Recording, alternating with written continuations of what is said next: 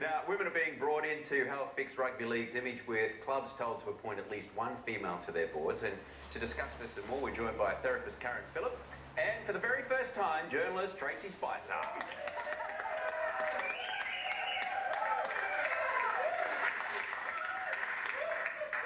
Now, down to the nitty-gritty. Is this going to work, Tracy? It will work, and it's so belated. I mean, really, the AFL is further ahead of the NRL in this. The NRL are dinosaurs when it comes to women, let's face it. I could hear a supportive laugh there. I know we've got Rochelle Castle as the CEO of the Bulldogs. We've got only one woman on an NRL board, which is on the Gold Coast Titans. And NRL is a code that's beset with problems when it comes to marketing, when it comes to bad behaviour on the field. 50% of the fans of the NRL are women, yet there are none in the executive, and we know a culture comes from the top. So I think this will be immensely helpful to the NRL. The Gold Coast Titans have got a female in authority there, and so have the Canterbury Bulldogs. So, you know, it is happening slowly. Too slowly. Can your forces kind of change though, or does it smack of a bit of tokenism? What do you really think about that? That's my concern. Is it just a token?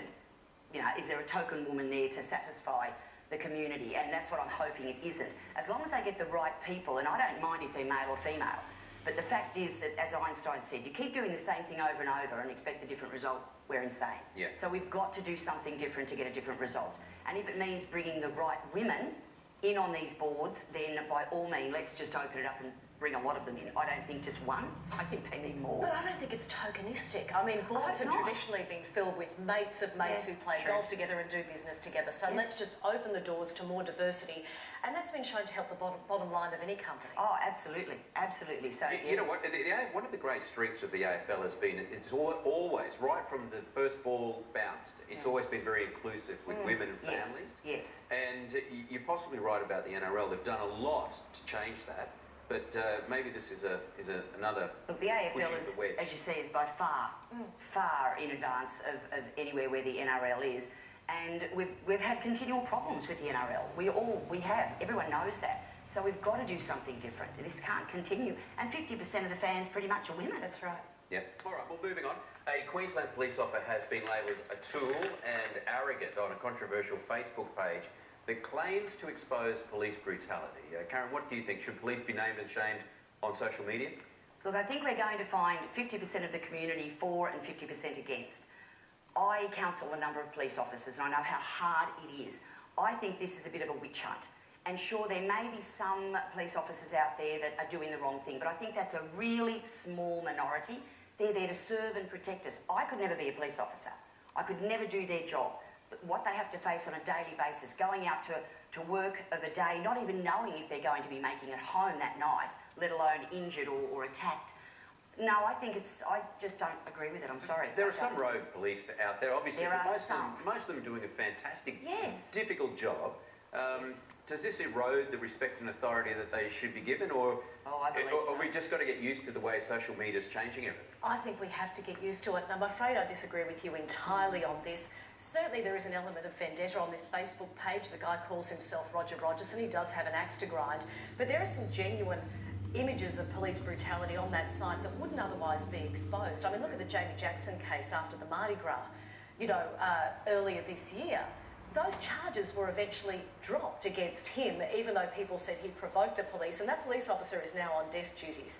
So if that video hadn't been exposed, we wouldn't see that police brutality in relation to the Mardi Gras. So I think social media can sometimes be a force for good. Sometimes can, but I think it can also go way too far, and we can see images that we think are very bad, but we don't know the full story. It's very selective, and when you know the backstory of some of these images, you're so right. No, I think I'm very concerned about it for our police. And yet in the past, it would have been kept silent and swept under the carpet. I'd much rather us be discussing it on a show like this. It does encourage discussion, exactly.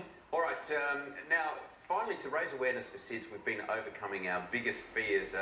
Timmy gave out hugs to complete strangers and bravely wore a Superman suit. and as we're about to see, I went on in front of the Voice audience to sing, for a song. So I thought I'd ask you ladies, what's your biggest fear, Karen? Well, mine was jumping out of aeroplanes. I always was absolutely petrified to do that. Don't ask me why, I just was. So I jumped out of an aeroplane. I thought I hated it, Yeah. and I would never do it again, but I did it. Same. I wanted to face it. Same with me. I really wanted to make it my thing, and I did it 4 times, and every time I got worse and worse with it. So never done it again. See, I deal with Never phobias will. all the time in the room, and we can get rid of them in half hour. Oh, really? Oh, yeah, Okay. phobias are easy. Just- Hypnotherapy, Karen. no, hypnotherapy works great. What about you, Tracy? Look, I do a bit of travel writing, and as part of it, I had to go ziplining. Now, ziplining is like a flying fox on steroids, right? Between 2 mountains in Idaho. Wow. And I chickened out. And the people who did do it before me were a bunch of 80-year-old women who had it on their bucket list, and they were taking the mickey out of me mercilessly, making chook sounds. Mummy can't do it, she's not a brave mummy in front of her kids, they were saying. And they were screaming through the air, having the time of their lives, and you know, I didn't do it. So I might have to go and Did see you you actually as well. bail out of it? I bailed out. So how do you feel about yourself? Like a chicken. I don't want to book in to see Karen. Yeah. I'll clear that. That'll be fine. We'll get rid of that. That was the only thing that got me out there on the stage on The Voice, was how I would feel if I didn't do it. But you know, the way this week has dragged on, I kind of wish I'd just bailed out. Oh, you poor thing. I can't wait to see it. Oh yeah, that's what everyone says. Let's see what you think afterwards. Thank you, ladies. Thanks, Back to you, Karen. Deb. Not long to go now, Karen. Stick around.